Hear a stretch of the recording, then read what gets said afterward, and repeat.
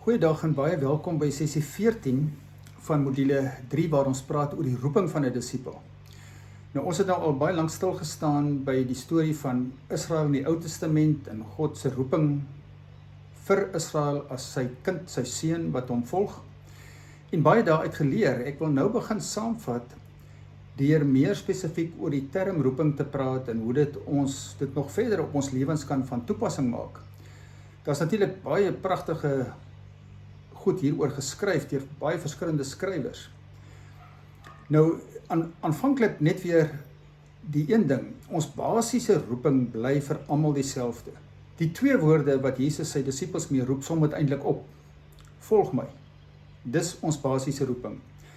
Om hom te volg en te leer wat dit is om te leef as verteenwoordigers van God, waar hy vir ons 'n God is en ons sy gehoorsame kinders is. En daai roeping leef ons uit, soos wat ons gesien het in die Ou Testament. Ons is volledig daarvoor toegerus, God voorsien alles daarvoor. Ons het die rol van profeet, priester en koning. Maar dan sê Dirkie Smit byvoorbeeld ook, daar's 'n paar baie belangrike aspekte rondom roeping wat ons moet verstaan. Die eerste sê hy is dat ons duidelik kan weet dat Christene geroep word, omdat Christus ons geroep het om hom te volg. En dat dit ook van ons mense maak wat daarom anders leef as mense in die wêreld. Want ons is nie maar net hier nie, ons is hier as geroepenes. En dan sê hy 'n baie belangrike ding wat hy sê, miskien die mees verrassende van hierdie roeping is. En dit sê hy is dat die hart van hierdie roeping van ons geleë is in die hart van God self. Dat die aard en die karakter en die bedoeling van ons roeping geleë is in die aard en die karakter en die bedoeling van God met die wêreld en met ons. Nou dink bietjie oor daai woorde. Jy sien, daarin kom iets uit daarvan dat ons verteenwoordigers van God is, van sy aard, van sy karakter, van sy bedoelinge, dat ons dit moet uitleef in die wêreld. En dan praat ek in hierdie sessie ook spesifiek oor hoe Fowler roeping beskryf. Nou Fowler sê ons word geroep om in vennootskap met God te leef in diens van ons naaste. Dit gaan nie oor onsself nie. Daai vennootskap met God is die intieme verhouding met God, waar ons van hom hoor wat dit behels in die praktyk. En dit is altyd in diens van ons naaste. Dit gaan nie oor jouself en jou koninkryk nie, maar hoe jy vir God kan verteenwoordig op 'n manier wat God se liefde en sy aard, sy karakter, sy bedoelinge met mense sigbaar word vir jou naaste. En dan dit Fowler koslike goed wat hy sê oor hoe die feit dat ons weet dat ons geroepe mense is, dat ons verteenwoordigers van God is, ons in so baie opsigte vry maak van dinge wat in hierdie wêreld so belangrik is. Hy sê dit maak ons vry van hierdie drang om te probeer presteer, waar dit net gaan oor 'n naam maak vir jouself, wat eintlik gebaseer is op ambisie. Jy wil iemand word wat raak gesien word. Maar dit bevry jou daartoe om wel goed met excellence, met oorgawe, die beste te gee wat jy het, maar nie om vir jouself 'n naam te maak nie, maar om God daardeur te verheerlik, want jy word geroep om hom te verteenwoordig. So jy doen alles met oorgawe, met die beste van jou vermoëns, maar die motivering is, God word daardeur verheerlik. So daarom pla dit jou nie, as mense dit nie raak sien nie, as hulle jou nie prys nie, as hulle nie dink dis wonderlik nie, dit maak nie saak nie, solank jy in jou hart weet, vir wie jy verteenwoordig en waarom jy dit doen.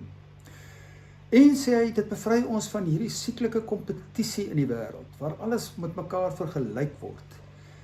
Daar is nie in roeping kompetisie nie. Jy is vry om jou roeping uit te leef sonder om jouself te vergelyk met ander of te kompeteer met ander. Is dit nie baie bevrydend nie?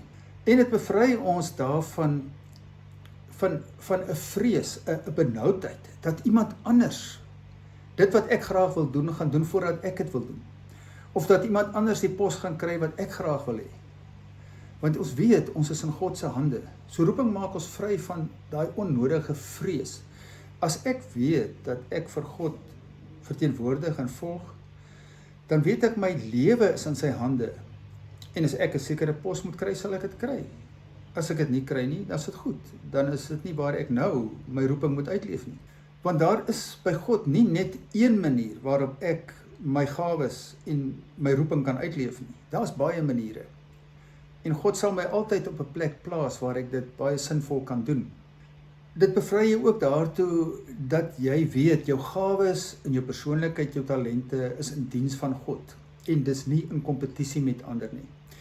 So dit maak jou vry van jaloesie ook op ander mense wat miskien wonderlike gawes het wat jy nie het nie. En waar 'n mens maklik sou sê, ag, ek wens ek kon soos daai een wees. Ek wens ek kon so mooi praat soos daai persoon of so mooi sing soos daai persoon. Ek wens ek was so sterk leier soos daai persoon. Hoekom? Jy is wie jy is. God het aan jou gawes gegee nie om soos iemand anders te wees nie, maar om die beste jy te wees wat daar is. Wat jou roeping uitleef tot verheerliking van God en nie om iets te bewys of om jou met ander te vergelyk of 'n rol te speel wat in die samelewing bewonder word nie. Dit is waarom roeping so bevrydend is. En roeping maak jou vry van daardie drang om alles vir almal te probeer wees. Jy sien waar mense soms in 'n werksituasie altyd die een is wat ja sê as daar niemand is wat dit sekere werk wil doen nie. Hoekom sê hulle ja? Want hulle soek die erkenning. Hulle hoop vir 'n bietjie meer aandag. Hulle hoop vir 'n bietjie meer klop op die skouer. Hulle hoop vir bevordering. Maar as ek verstaan wat my roeping is, dan kan ek nee sê vir dit wat ek weet nie in my roeping is nie, wat nie is waarvoor ek hier is nie. Dis nie die manier waarop God nou van my vra om hom te verteenwoordig nie. Kan ek met groot gerusheid daarvoor nee sê. En ek weet waarvoor om ja te sê. Ek weet wanneer God iets op my tafel plaas. En ek kan daai onderskeiding maak. So 'n mens, 'n geroepe mens, is nie 'n mens wat oorwerk raak nie. Wat te veel hooi op sy vurk het nie. Wat tot uitbranding lei nie. Weet, uitbranding glo ek is altyd iets wat die gevolg is van ambisie, wat jy jouself dryf om naam vir jouself te maak. Roeping gaan saam met visie. God gee die visie van hoe en waar hy jou wil betrek en op watter manier. En daarom waar ambisie jou sterk dryf en jy jouself dryf, is daar by visie geen gedryfvery nie. Dis 'n meer 'n manier waarop God jou intrek in iets wat jou opgewonde maak, wat jou energeer, maar nie op 'n uitputtende manier nie. Visie kan jou besig laat raak met goeders wat vir jou vreugde verskaf, vervulling verskaf en nie jou energie dreineer nie. So dis geweldig bevrydend om te weet, wat is die roeping, wat is die visie wat van God afkom, teenoor die ambisie wat uit die ego in die vlees kom. So Fowler sê ook dat roeping ons vrymaak van die tirannie van tyd. Daardie ding wat ons altyd sê, daar's te min tyd, ek kry nie alles gedoen nie. Hoe gaan ek by alles uitkom? Sien, as jy jou roeping verstaan en regtig met jou oor by God leef, oor hoe en waar jy dit moet uitleef, op die oomblik, in die oomblik, wat dit van jou vra, dan glo ek, jy kry daai genade en die vermoë om te kan sien waarvoor om nee te sê, waarom grense te trek, soos ek net nou gesê het, om jou nie te oorwerk nie, nie uit te brand nie. Ek het in my eie lewe ervaar, toe ek hieraan begin aandag gee het, om baie meer in lyn te leef met wat ek glo van God afkom, en nie om mense te please nie, en nie net om ja te sê, om mense tevrede te stel nie. Dat jy op die ouend baie meer tyd het om alles gedoen te kry, wat saamhang met jou roeping. Daar's nie te min tyd nie. Dit gaan net oor om te onderskei, wat is die manier waarop God van jou vra, om die tyd wat aan jou gegee is te gebruik. En as jy met daai onderskeiding leef, in gehoorsaamheid aan jou roeping, sal jy ervaar, daar is nie te min tyd nie.